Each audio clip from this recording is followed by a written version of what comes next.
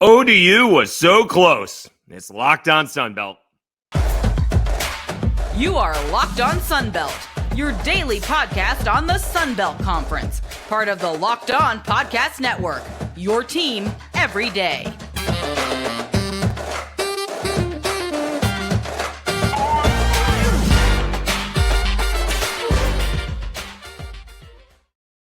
All right, Dave Schultz, Locked On Sunbelt, your team every day. Today's episode is brought to you by Gametime. Download Gametime app today. Create an account and use code LOCKEDON for $20 off your first purchase. Sunbelt tournament getting underway. Coastal Carolina upsets ULM. We'll get to that one a little bit later. We'll talk about the Thursday matchups. But ODU, which just had a miserable season, right? Didn't they win like 3 games in the Sun Belt? It was bad from the get-go. Jeff Jones had a heart attack in Hawaii, although I guess if you're going to have a heart attack, that's not the worst place to have it. And it never came together. And they absolutely struggled this season. They did win on senior night, which is a nice way to go out. But they've just been, it's been a tough season. They were 7-24 in the regular season, 3-15 in the Sun Belt, and they were leading this ball game against one of the hotter teams, Texas State, for most of the game. I think Texas State took some leads late. Like it was kind of going back and forth. They were leading most of the way, but Texas State took some leads, like a 1-point lead, and then ODU would hit a 3. And then a 1-point lead, and ODU would hit a 3.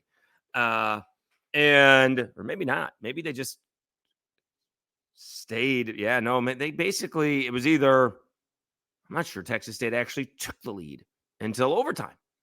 So they kept on getting close, get within 2, and then it goes to 4. Get within 3, and then it goes to 2. Get within 1, it goes back to 3.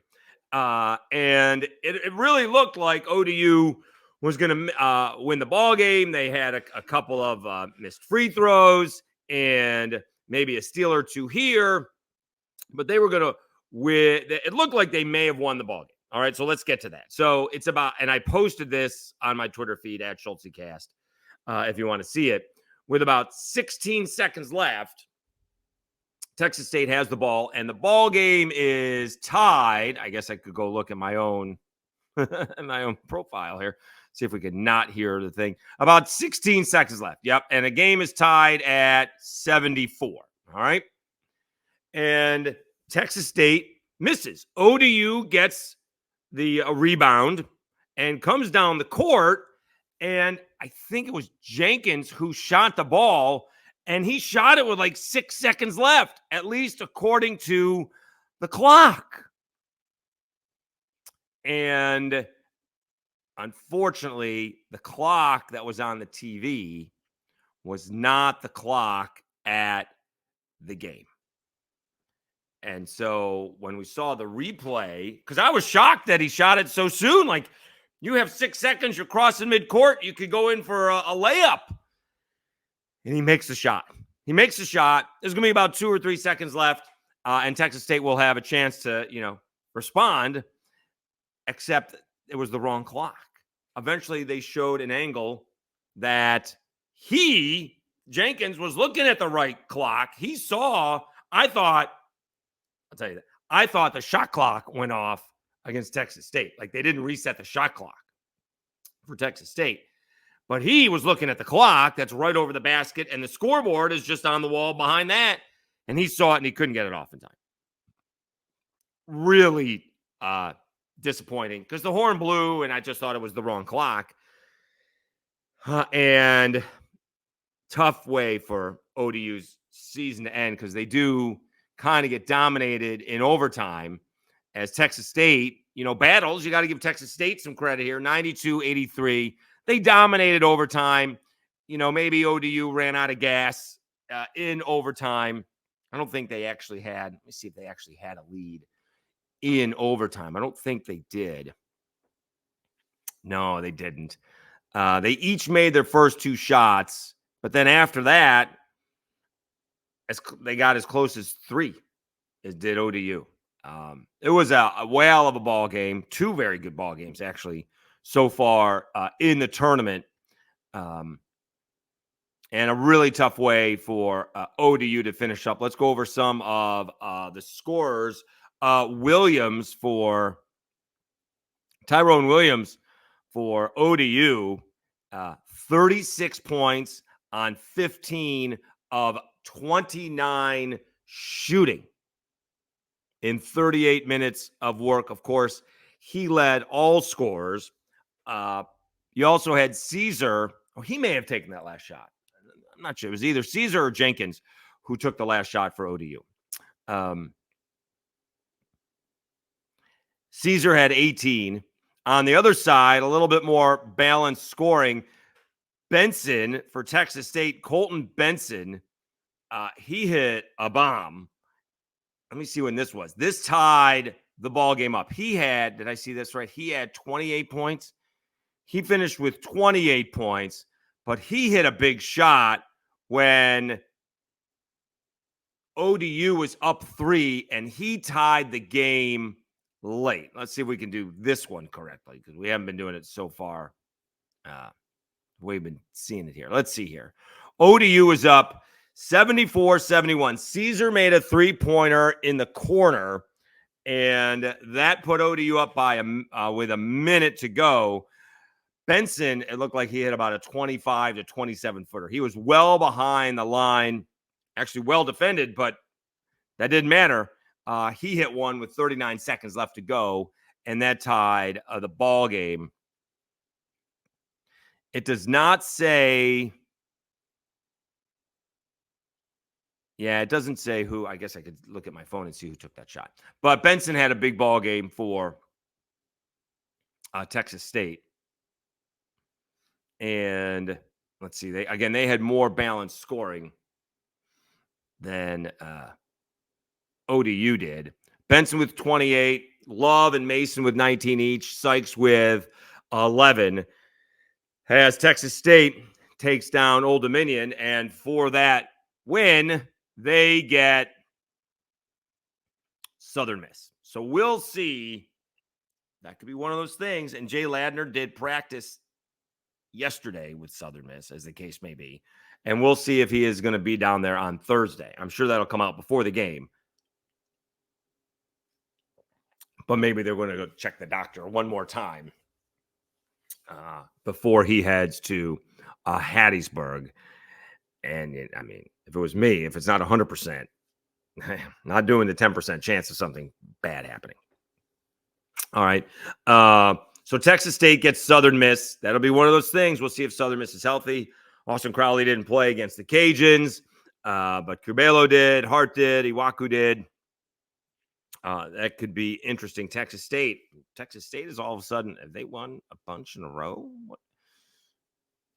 Let me see what have they done? They've won 4 straight. They did lose 3 in a row, all on the road, and they've actually won 8 out of 11. Beware if you're Southern Miss. All right. Beware if you are Southern Miss. That ball game will be slated for, these are usually correct because there's only 2 per session. So even if the first one goes over and the second one goes over, I guess the third one can go over, but it's an afternoon session. They play at 5 p.m. on Thursday. All right, let's take a timeout. When we come back, we'll go over the big upset of the day, Coastal Carolina, if you want to call it that way, taking down ULM and ending the Warhawk season as they fade into the night. We will do that when we come back. Let me tell you about Gametime.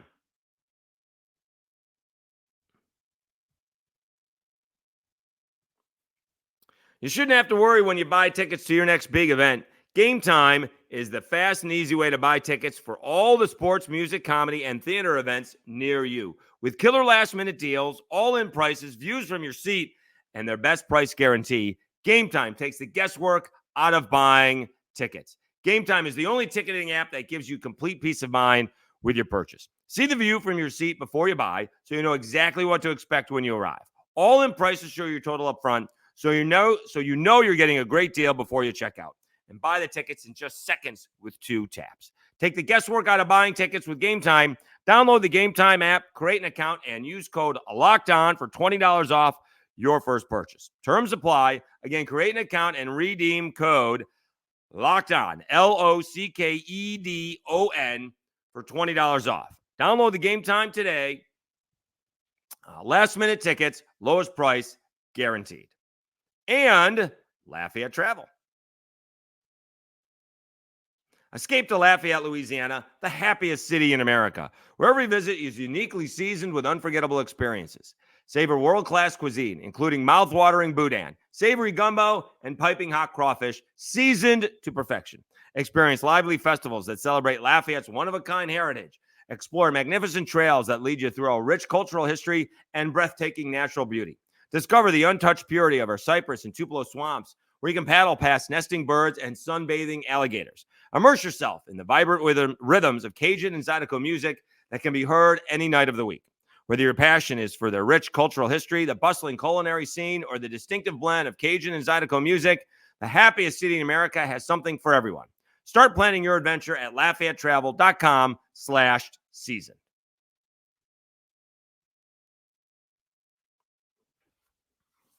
All right, Dave Schultz, Locked On Sunbelt, your team every day. Let's go to the first game of the day. And I guess that's not a major upset, right? ULM was 12 and Coastal Carolina was 13. So not a major upset by any stretch of the imagination, but Coastal Carolina led most of the ballgame.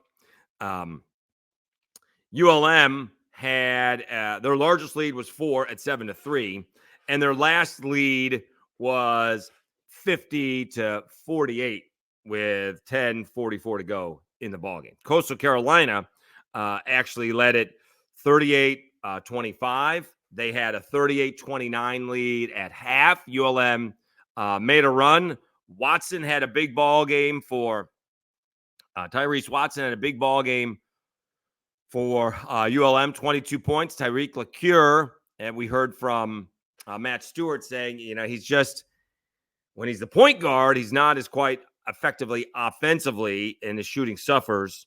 I did have the 12 points, only 1 of 5 from 3, 4, 12 from the floor. Coastal Carolina, Meyer, is he a freshman? Jacob Meyer, freshman, 32 points. I mean, we had some massive ball games in the first game of this tournament. 32 points, 10 of 10 from the free throw line. That's important when it's a 75-71 Coastal Carolina victory. Also had 6 rebounds and 5 assists, although he did have 7 turnovers. Meyer was the only Carolina player in double figures. But they led most of the ball game, and let me see how close ULM got at the end. I'm not sure if they actually ever had a shot to tie. Watson, with 31 seconds left, made it a 3-point ball game. Watson with a layup made it a 3-point ball game. I don't think they ever had the ball with a chance to tie late. LaCure made it a 3-point ball game with a layup, but it always seemed to be just enough to where ULM couldn't quite get a stop when they needed to. And Coastal Carolina, with Cliff Ellis in attendance, by the way, moves on. So Coastal Carolina moves on. They will take on the Cajuns. That may or may not be a favor for the Cajuns. We'll see. The Cajuns did take care of Coastal early on in the season. They did lose 85-77 to the Cajuns. They gave the Cajuns a little bit of a fit. That game was not settled. Cajuns had a 40-36 lead at half. Coastal took second half leads. So we'll see. That may not be a great matchup for the Cajuns as well. The big news is, and it was reported, I think we alluded to it, Themis Folks is not going to be with the Cajuns. Why, I'm not sure matters. There were reports that he may or may not have left the team. He was sick. All that really matters is he's not going to be there. It's not the best of all times for that to happen. But everybody thought that they played better, except maybe me, against Southern Miss when Southern Miss was without Austin Crowley. Michael Thomas played pretty well. He was 6-9 from the floor. I think he had like 15 points, had like 6 steals. He played well. The Cajuns just didn't shoot it that well. So that was a thing for that. But so Themis Folks won't be with the Cajuns when they take on Coastal Carolina Thursday. That is actually that will be the second game of the first session. All right. So let's take a timeout. They will take, it'll be the Cajuns and Coastal Carolina. That'll be at 2:00 on Thursday. Let's take a timeout. We'll run down all of the ball games coming up on Thursday. The plan was, by the way, for me to be there Friday night and Saturday, but something's come up. I'm actually going to the Louisiana High School basketball championships. I'm hosting, if you will, the television broadcasts or the online broadcasts Friday and Saturday. So if everything goes all right, I will be in Pensacola Sunday and Monday for the semifinals and for the championships. I got that right? Let me see. Yes. So I was always going to miss the second round. I will not be there for the quarterfinals on Saturday. I will be there. Hopefully the semifinals aren't until 5:00 on Sunday. So hopefully I will be there for that. All right, let's take a timeout. We will be back. We'll talk about all of the games coming up on Thursday. Technically the second round. We will do that after I tell you about eBay Motors.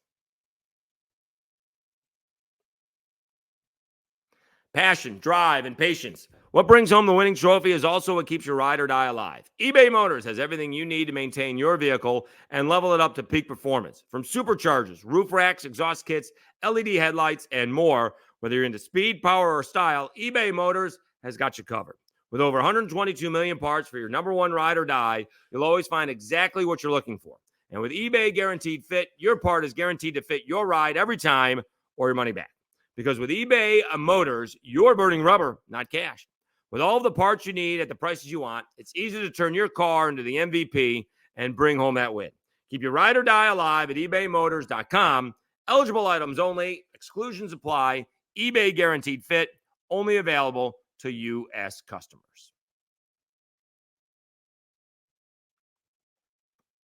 All right, Dave Schultz, Lockdown Sunbelt, your team every day. Let's check out the bracket for the Sunbelt Conference Tournament.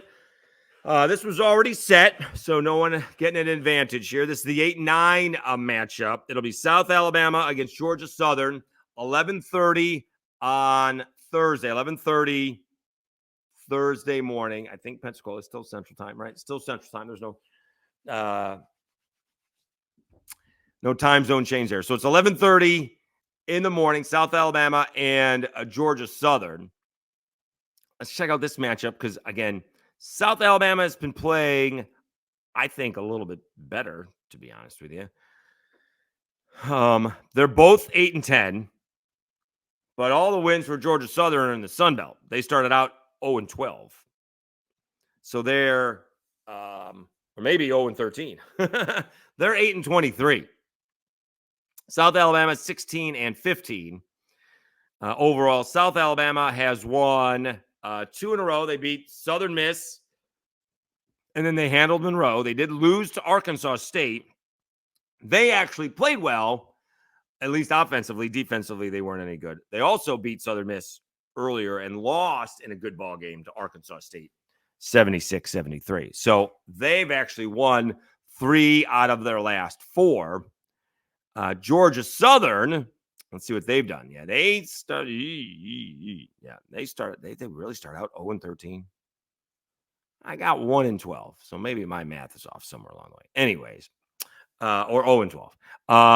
As it turns out, Georgia Southern has won 3 out of 4 as well. They beat Old Dominion, they beat Marshall, they lost to JMU, no shame in that, and they beat Texas State. So this is a toss-up.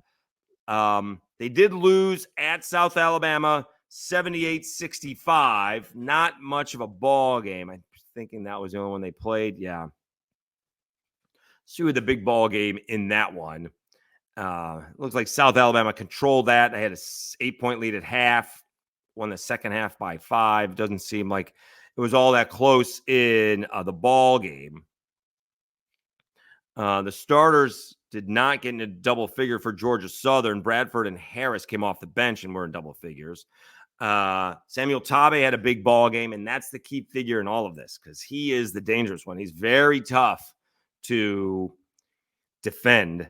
Listed at 6'5". Let me see what he's listed at. 6'5", 210 with about 5% body fat.